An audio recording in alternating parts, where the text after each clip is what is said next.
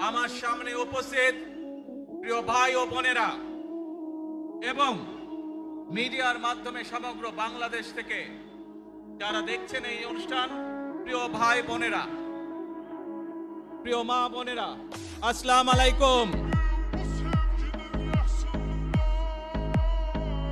প্রিয় ভাই বোনেরা,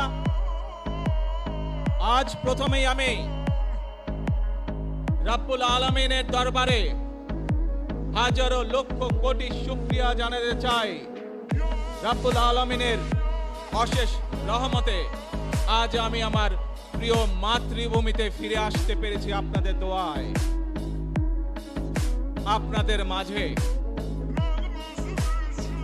প্রিয় ভাই বোনেরা, আমাদের এই প্রিয় মাতৃভূমি 1971 সালে লাখো শহীদের রক্তের বিনিময়ে অর্জিত হয়েছিল। ঠিক একইভাবে 75-এ আবার 7ই নভেম্বর আধিপত্যবাদীদের হাত থেকে রক্ষার জন্য সেদিন সিপাহী জনতার বিপ্লবের মাধ্যমে আধিপত্যবাদের হাত থেকে দেশকে রক্ষা করা হয়েছিল। একইভাবে পরবর্তীতে 90-এ স্বৈরাচারের বিরুদ্ধে এদেশের জনগণ, এদেশের খেটে খাওয়া মানুষ তাদের গণতান্ত্রিক অধিকারকে ছিনিয়ে এনেছিল।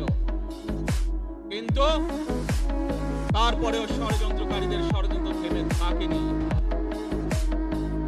আমরা তারপর দেখেছি 2024 সালে, 71 সালে এই দেশের মানুষ যেমন স্বাধীনতা অর্জন করেছিল, 2024 সালে এদেশের ছাত্র জনতা সহ সর্বস্তরের মানুষ, কৃষক, শ্রমিক, গৃহবধূ, নারী, পুরুষ, মাদ্রাসার ছাত্র সহ দল মত নির্বিশেষে, শ্রেণী পেশা নির্বিশেষে সকল মানুষ সেদিন 2024 সালের 5ই আগস্ট এই দেশের স্বাধীনতা এবং সার্বভৌমত্বকে রক্ষা করেছিল।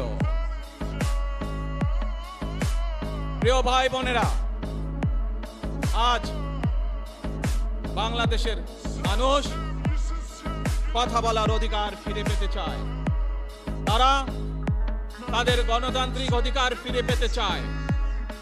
বাংলাদেশের মানুষ চায় তারা তাদের যোগ্যতা অনুযায়ী ন্যায্য অধিকার পাবে। প্রিয় ভাই বোনেরা, আজ আমাদের সময় এসেছে সকলে মিলে দেশ গড়ার। এই দেশে যেমন পাহাড়ের মানুষ আছে, এই দেশে একইভাবে সমতলের মানুষ আছে। এই দেশে মুসলমান, বৌদ্ধ, খ্রিস্টান, হিন্দু সহ বিভিন্ন ধর্মের মানুষ বসবাস করে। আমরা চাই সকলে মিলে এমন একটি বাংলাদেশ গড়ে তুলব আমরা, যেই বাংলাদেশের স্বপ্ন একজন মা দেখেন। অর্থাৎ একটি নিরাপদ বাংলাদেশ আমরা গড়ে তুলতে চাই, যে বাংলাদেশে একজন নারী, একজন পুরুষ, একজন শিশু যেই